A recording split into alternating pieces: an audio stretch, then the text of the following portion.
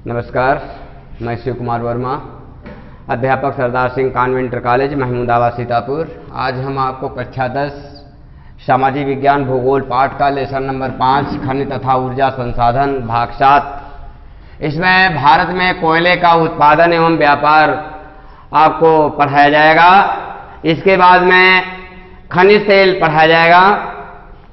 तो उत्पादन एवं व्यापार है सन 1950-51 में खनिज तेल का उत्पादन 344 लाख टन था, जो 2008 और 9 में बढ़ करके 41.01 करोड़ टन हो गया।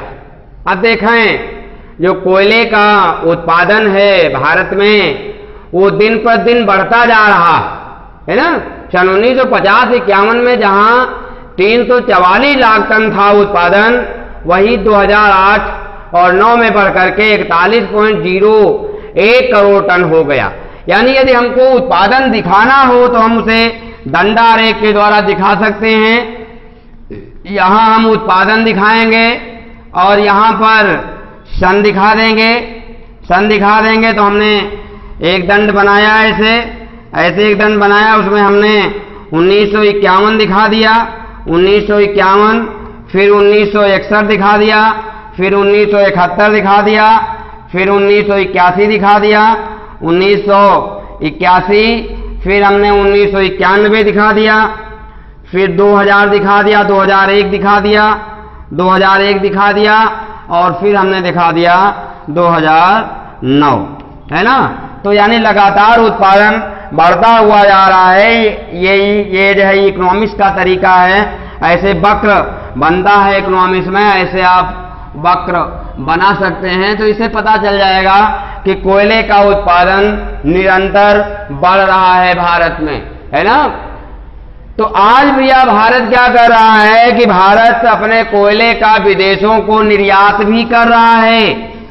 आज समस्या इस बात की है, कोयला भारी पदार्थ है, इसलिए बहुत दूर के देशों को हम इसका निर्यात नहीं कर सकते हैं। इसलिए भारत क्या करता है कि अपने कोयले का निर्यात जो पास के उसके देश हैं, कौन कौन से देश हैं उसके पास के, उन्हीं देशों को वो अपने कोयले का क्या करता है, निर्यात करता है। कौन कौन उसके पड़ोसी देश हैं जो भारत के कोयले के ग्राहक हैं। तो आप देखें, भारत के कोयले के प्रमुख ग्राहक बेटा बांग्लादेश है, म्यांमार है, नेपाल है, भूटान है, श्रीलंका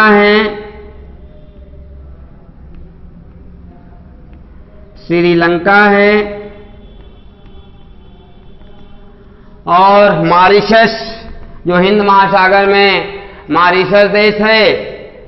इन देशों को क्या करता है भारत, अपने कोयले का निर्यात करता है तथा लोहा और इस्पात बनाने के लिए भारत कोकिंग कोयले का आयात भी करता है। तो इस प्रकार से हमने आपको कोयले के विषय में जानकारी दिया। कोयले के प्रकार, कोयले का उत्पादन, भारत में कोयले का वितरण, उत्पादन एवं व्यापार, ये हमने आपको पढ़ाया। अब हम आपको पढ़ाएंगे खनिज तेल, जिसको आप पेट्रोलियम कहते हो। खनिज तेल देखें,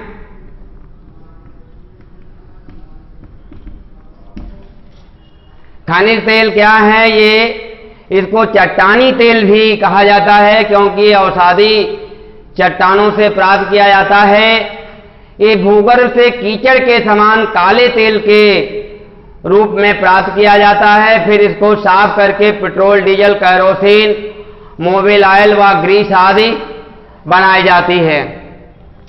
तो हम आपको ये बताने की कोशिश करेंगे कि इसे जीवाश्मी ईंधन भी कहा जाता है। जीवों के अवशेषों से, अभी जब मैंने कोयला पढ़ाया था तो आपको बताया था कि कालांतर में कभी प्राकृतिक वनस्पतियां नीचे दब गई होंगी, वह रासायनिक क्रिया के द्वारा कोयले के रूप में परिवर्तित हो गए, इसलिए चट्टानों के रूप में कोयला धरातल के नीचे दबा हुआ मिलता है। इसी प्रकार से जो खनिज तेल है, इसमें अनेकों प्रकार के जीव जंतु किसी कारणवश, चाहे बाढ़ से, चाहे भूकंप से, चाहे ज्वालामुखी से धरातल के नीचे दब गए होंगे, और वही आज हमें जो है पेट्रोलियम पदार्थों के रूप में प्राप्त होते हैं। तो इसको क्या किया जाता है, प्रारंभ में साफ किया जाता है, पहले इसको निकाला जाता है धरातल से खोद करके कीचड़ के रूप में, और फिर इसको क्या किया जाता है, इसको फिल्टर किया जाता है, इसको साफ किया जाता है। प्यारे बच्चों, मैं मानचित्र बना करके आपको इसलिए पढ़ा रहा हूं क्योंकि भूगोल से 5 नंबर का मानचित्र भी पूछा जाता है। कहीं आपको कोई कोयले की खान या कोयला क्षेत्र तो 1 नंबर का मिल जाएगा, वहां से आपको आंसर। कहीं एग्रीकल्चर से मैंने आपको पढ़ाया, कहीं चाय उत्पादन का क्षेत्र पूछता है, कहीं गन्ना उत्पादन का, कहीं कपास उत्पादन का, तो इसीलिए मैंने मानचित्र पर आपको पढ़ाया है कि अलग से मानचित्र पढ़ाने की आवश्यकता ज्यादा ना पड़े। तो क्या होता है कि इस खनिज तेल को निकाल करके फिर शोधनशालाओं में जो है साफ किया जाता है। शोधनशालाएं, जिसको अंग्रेजी में रिफाइनरी कहते हैं, ये एक कारखाना होता है, वहां पर पाइपलाइन से तेल को भेजा जाता है और फिर उसको मशीनों के द्वारा साफ किया जाता है, फिल्टर किया जाता है। तो हम देखेंगे भारत के कुछ आपको हम जो है पढ़ा देंगे रिफाइनरियां या आपके जो तेल शोधनशालाएं हैं, कुछ हम आपको बताएंगे। उसके बाद में फिर इसके उत्पादन क्षेत्र और इसका उपयोग, संरक्षण और व्यापार आपको पढ़ाया जाएगा। तो सबसे पहले हम रिफाइनरियां भारत की पढ़ लेते हैं। भारत के किन किन राज्यों में कहां कहां पर तेल शोधन कारखाने लगाए गए हैं। चार्ट से पढ़ लेंगे, तो यदि कोई क्वेश्चन यहां से बनता है तो हमारा काम मानचित्र वाला चल जाएगा यहां से।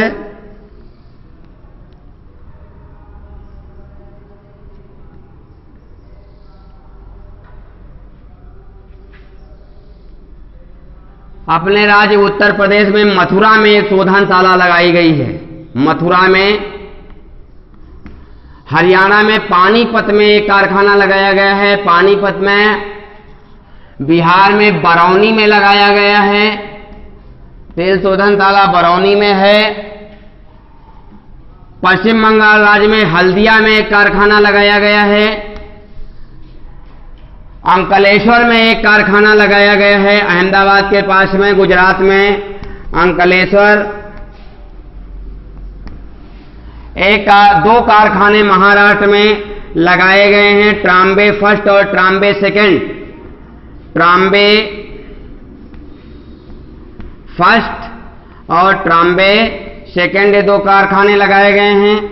एक कारखाना आपका लगाया गया है तमिलनाडु में, चेन्नई में। एक कारखाना आंध्र प्रदेश में विशाखापत्तनम में है। विशाखापत्तनम में 2-3 कारखाने आपके लगाए गए असम में, जैसे डिगबोई है, बोगाई गांव है, बोगाई गांव है, नूनमाटी है,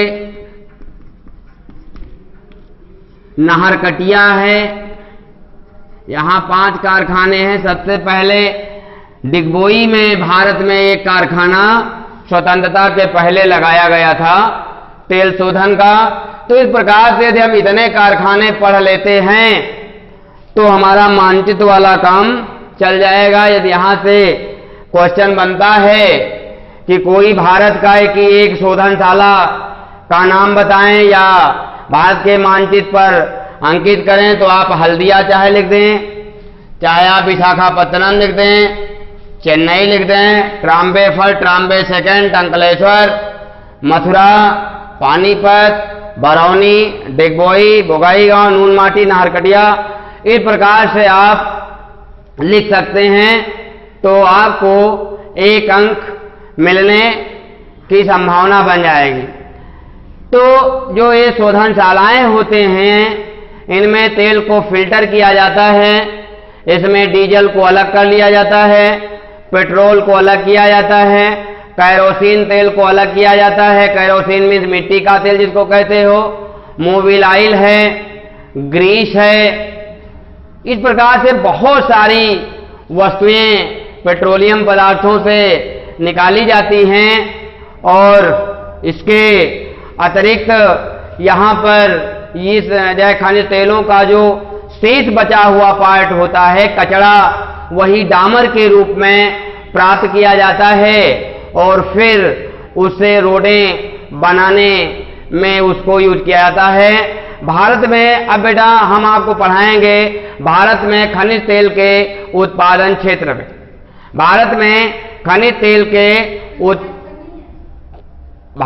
खनिज तेल उत्पादन के क्षेत्र